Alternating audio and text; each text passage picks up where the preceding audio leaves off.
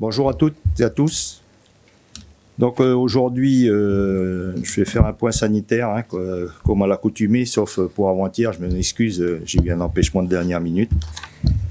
Donc depuis hier, mercredi 29 septembre, on a déploré 5 décès supplémentaires, ce qui porte le nombre de décès à 119 au total depuis le 9 septembre. L'âge moyen des personnes décédées est de 71 ans. 97% des défunts n'avaient pas de couverture vaccinale complète, c'est-à-dire 2 doses. C'est extrêmement majoritaire, vous vous rendez compte que les défunts n'étaient pas couverts vaccinalement. Il y a eu 252 nouveaux cas positifs confirmés. Ces nouveaux cas comptabilisés portent à 7428 le nombre total de cas positifs avérés depuis le lundi 6 septembre. Et parmi ces 7428, 88,65% n'avaient pas reçu une vaccination complète. Au mercredi 29 septembre, il y avait 55 patients pris en charge au service de réanimation. 285 sont hospitalisés en unité Covid, c'est-à-dire hors réanimation. En hôpital, c'est-à-dire dans les hôtels qui sont aujourd'hui réquisitionnés tant en province sud, aux îles ou au nord, 172 patients positifs sont sous surveillance. 134 en province sud, 27 dans les îles et 11 dans le nord. D'un point de vue vaccinal, hier, 4003 personnes ont reçu une injection. C'est un chiffre qui est encourageant, sûrement insuffisant, mais en tous les cas, compte tenu du fléchissement que l'on avait constaté, on peut dire que hier, il y a eu 4003 personnes qui ont reçu une injection. Depuis le début de la campagne, 148 374 personnes ont reçu leur première dose, soit 54,75% de la population totale. 88 079 personnes ont reçu 2 doses et 1420 personnes ont reçu une dose de rappel. À ce stade, 32,5% de la population totale ont reçu un schéma vaccinal complet. Donc, vous voyez, on est encore assez loin du compte malgré les chiffres encourageants que l'on a pu constater hier.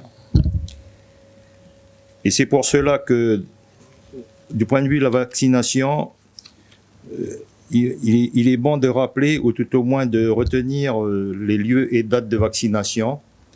Aujourd'hui, jeudi 30 septembre, la vaccination se poursuit dans tout le pays. Tous les centres de vaccination sont ouverts. Dans les CMS des 3 provinces, au Colisée à Bourail et à la salle Aopitiri à Koné. La campagne Vaxitribs se poursuit toute la semaine à Lifou et reprend samedi à Marais. À Ouvéa, jusqu'à vendredi, les habitants d'Ouvéa peuvent se rendre au conseil coutumier Yiaï. Et à Nouméa, la vaccination se poursuit à l'hôtel de ville de Nouméa, à Kouekara et au centre CAFAT du Receiving, mais je précise, c'est sur rendez-vous au centre CAFAT. Il faut souligner qu'il y a une nouveauté des pharmacies. La pharmacie de la mutuelle des fonctionnaires a ouvert un centre de vaccination et de tests ouvert à tous, mutualistes ou non, mais uniquement sur rendez-vous au 27 31 57. 27 31 57 pour la prise de rendez-vous. Ce centre de vaccination se trouve 31 rue Georges Clémenceau, immeuble Botticelli. Le lancement de l'opération Vaximobile du gouvernement qui permet à une unité légère de se rendre au plus près des populations isolées est en cours. Depuis mercredi et jusqu'à vendredi, une petite équipe de 5 personnes sillonnent les tribus de Pueblo en partenariat avec la mairie, le dispensaire et le centre hospitalier du Nord. L'objectif, toucher les populations qui ont peur de se rendre au dispensaire du village en raison des risques de contamination. C'est une facette qui est quand même, je vais dire, assez nouvelle. Hein. On s'est aperçu que beaucoup de personnes qui avaient déjà reçu même leur premier vaccin ne venaient pas se faire vacciner sur la deuxième dose. Et encore mieux, ceux qui ne voulaient pas tous se faire vacciner. Les grands rendez-vous à venir sont ce vendredi. Vaccinodrome à la salle Omnisport de Boulari pour les deuxième et troisième doses. Pas pour les premières doses, hein. Les deuxième et troisième doses. Opération de vaccination Proxivax à la maison des associations de Tindu. Samedi, 3 vaccinodromes au foyer vietnamien de Tina à Nouméa, au parc Fayard de Dimbéa et à la salle polyvalente de Koumak jusqu'à mardi. Tous les lieux et toutes les dates de vaccination sont disponibles en quelques clics sur le site du gouvernement, gouv.nc, à la rubrique « Où se faire vacciner ». Je vais vous parler maintenant du vaccin Janssen dont on a parlé depuis quelque temps. 2000 doses de vaccin Janssen sont attendues. Ce vaccin se conserve 3 mois, entre 2 et 8 degrés Celsius. Il est recommandé pour les personnes de plus de 55 ans. Il faut préciser qu'il s'agit d'un vaccin n'appartenant pas à la catégorie des vaccins à ARN messager. Je vais dire que c'est un vaccin traditionnel. Une dose de rappel avec un vaccin à ARN messager est recommandée par les autorités de santé 1 mois après la première injection. Ce vaccin Janssen sera disponible dans les prochains jours dans plusieurs centres de vaccination. Et en fonction de la demande, de nouvelles doses seront commandées. Par ailleurs, des autotests sont également attendus. Leurs modalités de distribution et de commercialisation seront précisées par un arrêté. Ce texte sera proposé à l'ordre du jour lors de la prochaine réunion du gouvernement mercredi prochain. Ceci pour les autotests. Je voudrais vous parler sur la deuxième dose. Depuis le début du confinement, un rebond important de la vaccination a été constaté. Grâce à cette mobilisation, environ 45 000 personnes ont reçu la première dose. Ces 45 000 primo-vaccinés sont attendus dans les centres de vaccination à partir de cette semaine pour recevoir leur deuxième dose. Il est bon de rappeler que cette deuxième dose est cruciale. Elle est absolument indispensable pour obtenir un schéma vaccinal complet. Le vaccin Pfizer nécessite 2 doses de vaccin à 21 jours d'intervalle. Le temps que le vaccin fasse pleinement son effet prend environ 1 semaine après la deuxième dose. Avec une seule dose, le patient n'est que partiellement protégé, sauf pour les personnes qui ont eu une infection Covid avant d'être vaccinées. Peu importe l'endroit où vous avez reçu votre première dose, il est possible de vous rendre dans n'importe quel centre de vaccination pour recevoir cette deuxième dose 3 semaines après la première. Pour plus d'efficacité, il ne faut pas dépasser 4 semaines d'écart entre les 2 doses. C'est grâce à la mobilisation de ces 45 000 personnes que nous verrons enfin le taux de vaccination de la population monter, progresser. Nous comptons sur ces personnes. Alors, pourquoi j'interviens? C'est que il y a une crainte que parmi ces personnes, il y en ait quelques-unes qui omettent ou tout au moins pensent qu'elles sont protégées et qu'elles négligent d'aller faire cette deuxième dose et que, passé un certain temps, je pense que le docteur Mabon pourra vous préciser beaucoup mieux que moi, ce sera la première dose aura été inutile, quoi. Ouais. Donc, je tenais à le rappeler. Enfin, il y a un rappel sur la 3e dose. Et en complément, une dose de rappel est recommandée aux personnes âgées et fragiles 6 mois après la deuxième dose. Elle est possible par tous à partir de 12 ans. Donc, je vais laisser la parole au docteur Mabon, qui vous parlera de la deuxième dose. Bonjour, donc merci. Alors, je vais vous faire un point sur la deuxième dose pour les personnes qui ont déjà eu le Covid.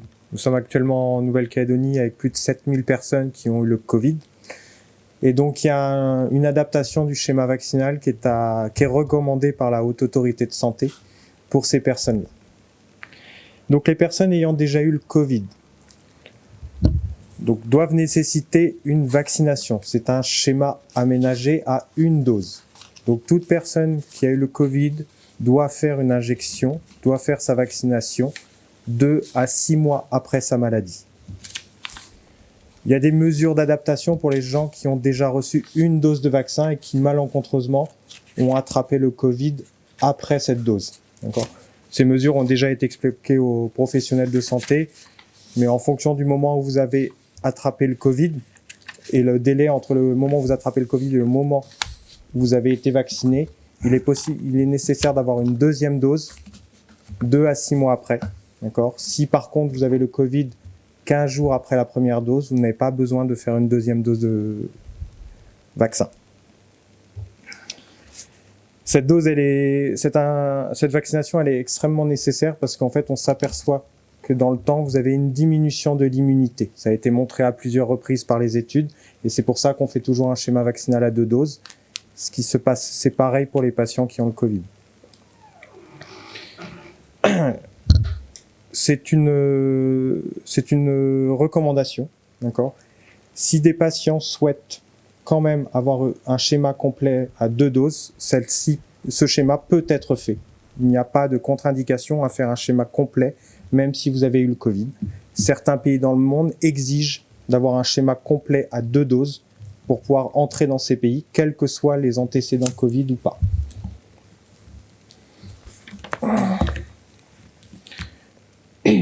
Alors, je souhaitais aussi vous informer que nous avons ouvert la vaccination aux professionnels de santé libéraux. Donc, tout médecin, pharmacien ou infirmier exerçant a dorénavant, après une déclaration de cette activité à la DAS, la possibilité de réaliser une vaccination chez leurs patients. Alors, cette entreprise a été demandé depuis longtemps. On a travaillé, les services du gouvernement et particulièrement la direction du numérique a travaillé de manière difficile. Ils se sont vraiment investis là-dedans pour pouvoir développer un outil qui permette de tracer toutes les vaccinations de l'ensemble des patients. D'accord ? C'est extrêmement important qu'on puisse continuer, qu'ils puissent connaître le schéma vaccinal de leurs patients. Donc ça concerne toutes les populations. Vous allez chez votre médecin traitant, vous allez chez votre pharmacien, vous allez chez votre infirmier, celui-ci a la capacité de vacciner, s'il s'est déclaré. D'accord ? Donc on a pu tester depuis déjà le début de semaine ce schéma, ça se passe très bien, on a une bonne mobilisation et un fort investissement des professionnels libéraux.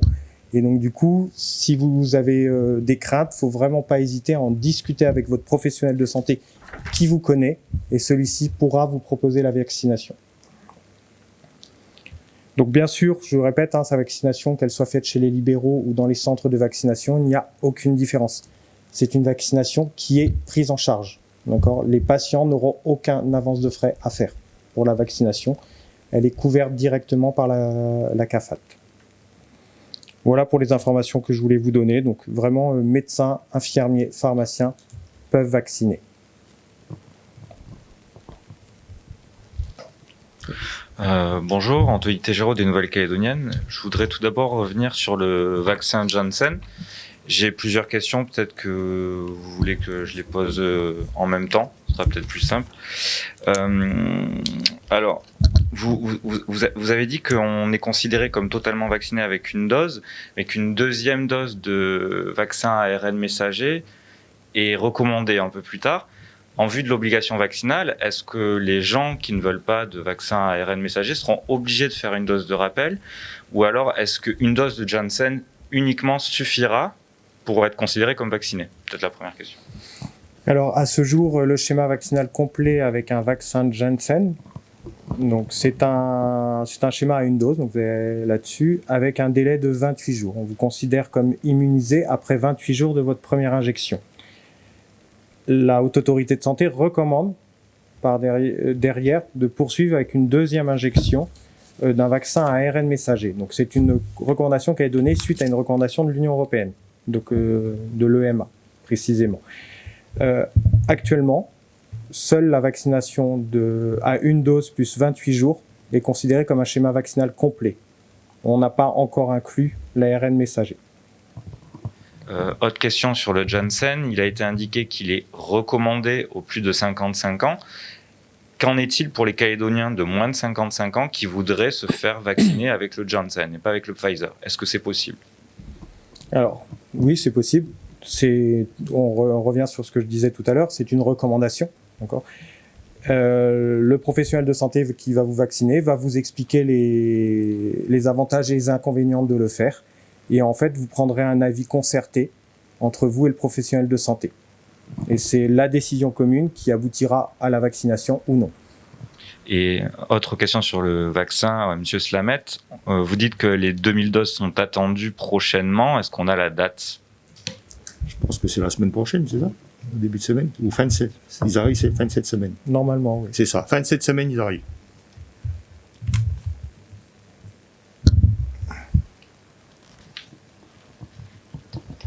Bonjour messieurs, Frédéric Joncheret, Radio Rythme Bleu. Donc la vaccination est ouverte maintenant pour les professionnels libéraux. Qu'en est-il des conditions de conservation du vaccin? Comment il s'approvisionne? Bon, bonne question. Ça a été l'outil numérique était un des problèmes. Après, la conservation et la logistique a été un autre problème aussi qui a dû être résolu. Donc les vaccins sont, comme vous le savez, le Comirnaty est conservé à moins 80 degrés. Il est stocké dans les réfrigérateurs du CHT. Et au moment où on le décongèle, on a une durée de conservation de 1 mois du flacon en maintenant des températures qui restent froides, qui doivent être conservées en frigo.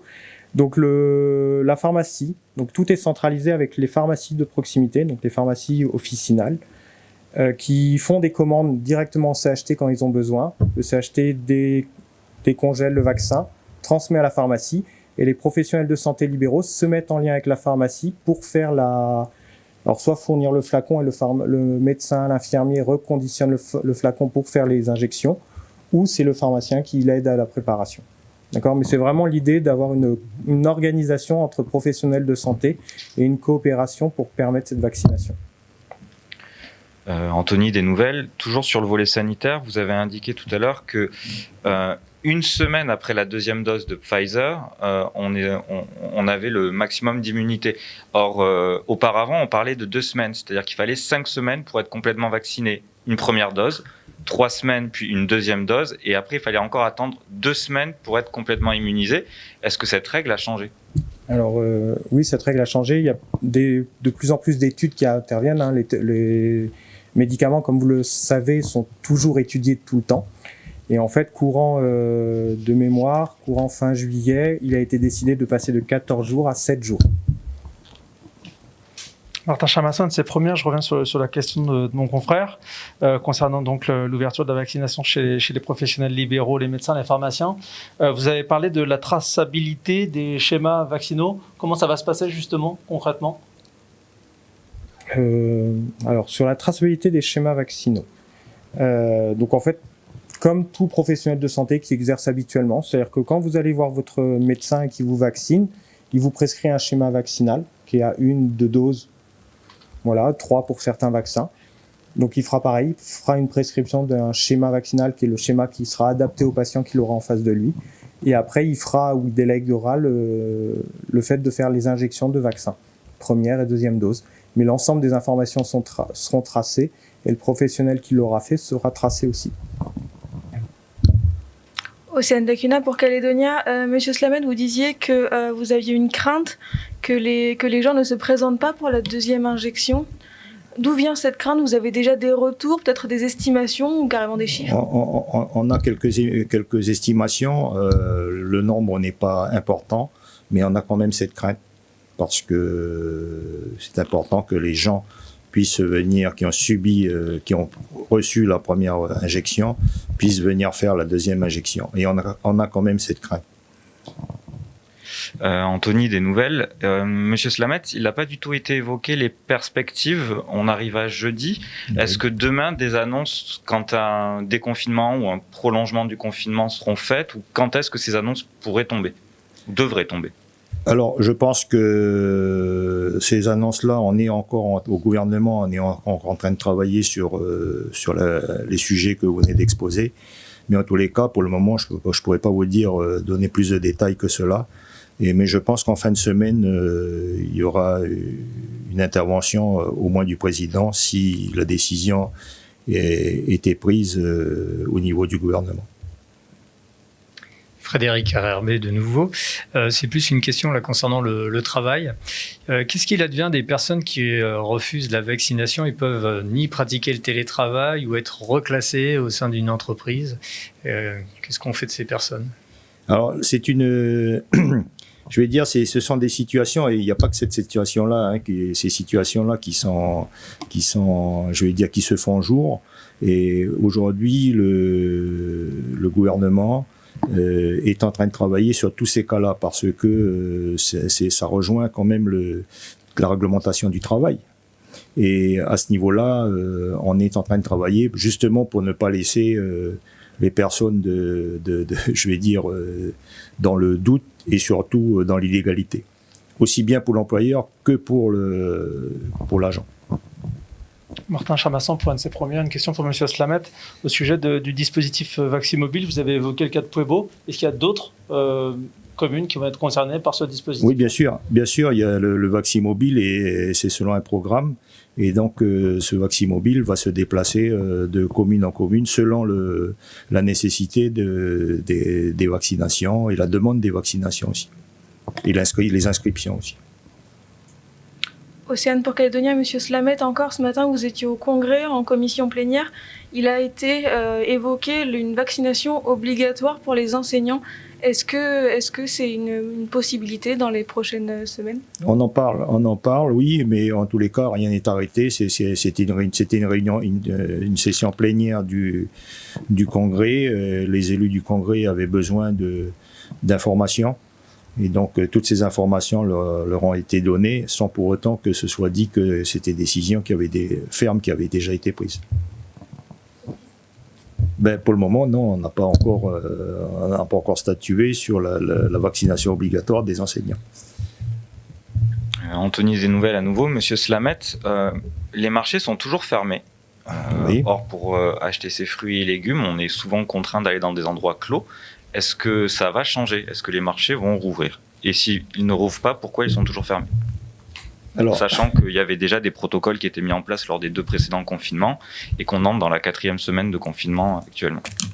Alors, je vais dire effectivement sur les marchés, il faut savoir que dès lors que l'on rentre dans un confinement strict, parce que c'est le terme, il n'y avait pas la difficulté d'ouvrir les marchés au public. En tous les cas, là également, je vais dire, ce sont des discussions que l'on a aujourd'hui sur les marchés et sur d'autres sujets d'ailleurs. Mais en tous les cas, en ce qui concerne les marchés, je me rappelle, oui, effectivement, sur le 2e confinement, il me semble qu'il y avait eu, mais on a mis du temps à l'ouvrir, et en tous les cas, ça s'est fait. Donc la discussion, oui, le débat a été ouvert. Il s'agit, enfin du moins, je vais dire, il s'agit d'avoir le comportement par rapport au vaccin. Il y a une corrélation quand même. Si on fait un confinement strict et il n'y a plus de vaccination, ouvrir les marchés semble un petit peu risqué. Voilà. Mais moi je le dis de cette façon-là. En tous les cas, l'ouverture des marchés, oui, c'est une discussion que l'on a également. En fait, ce que certains ont du mal à comprendre, c'est il n'est pas interdit d'acheter des fruits et légumes. On peut aller dans n'importe quel endroit clos où il y a du monde et en acheter. Et il y a des protocoles sanitaires de sécurité avec des sens uniques de circulation qui ont été rodés lors des 2 derniers confinements.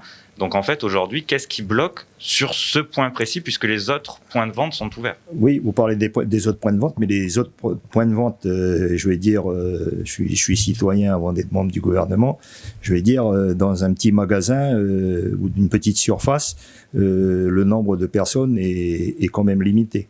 Il y a un tri à l'entrée.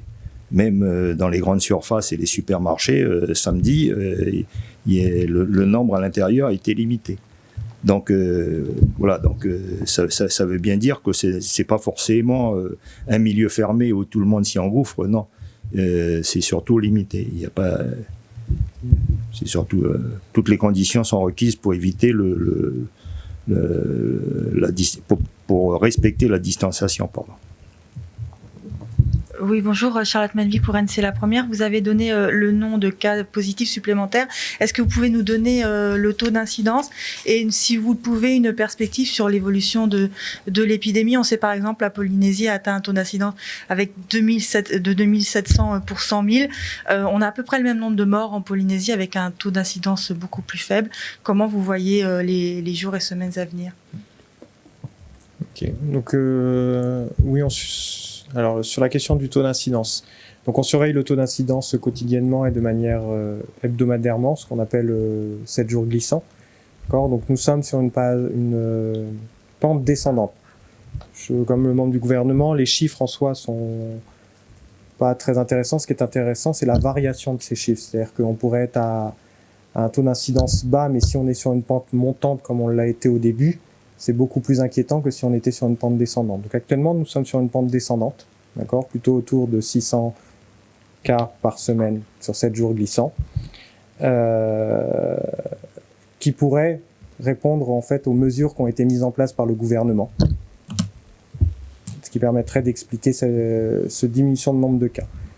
Je répète, le taux d'incidence est extrêmement corrélé, attaché, en lien avec le taux de dépistage. C'est-à-dire que si la population ne se dépiste pas, on ne peut pas savoir s'il y a des cas dans la population. D'accord ? Donc il est extrêmement important, et je redonne cette information, que l'ensemble de la population qui a des symptômes puisse se faire dépister. Les tests de dépistage sont disponibles aussi bien chez votre médecin que chez votre pharmacien, que dans les différentes unités qui ont été mises en place sur l'ensemble du territoire. Faites-vous dépister, ce qui nous permettra d'avoir des informations les plus vérifiables et validées possibles. Anthony, des nouvelles. J'aimerais bien rebondir sur la question de ma consoeur. Le taux d'incidence, c'est un chiffre qui est global à l'échelle du pays. Il y a certains professionnels de santé ou autres qui ont des craintes, notamment peut-être sur un rebond dans le nord. Est-ce qu'on a des données sur les régions du pays? Et est-ce qu'il y a des endroits qui sont plus préoccupants que d'autres, ou alors cette chute du nombre de cas pourrait n'être que temporaire?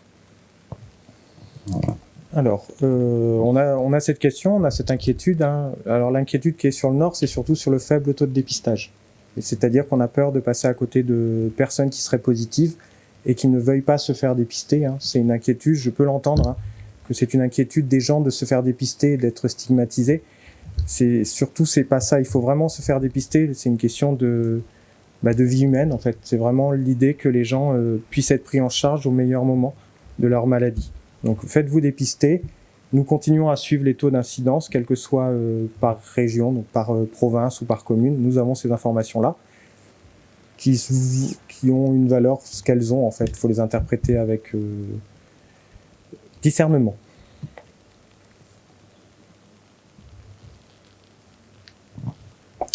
Merci beaucoup. À bientôt.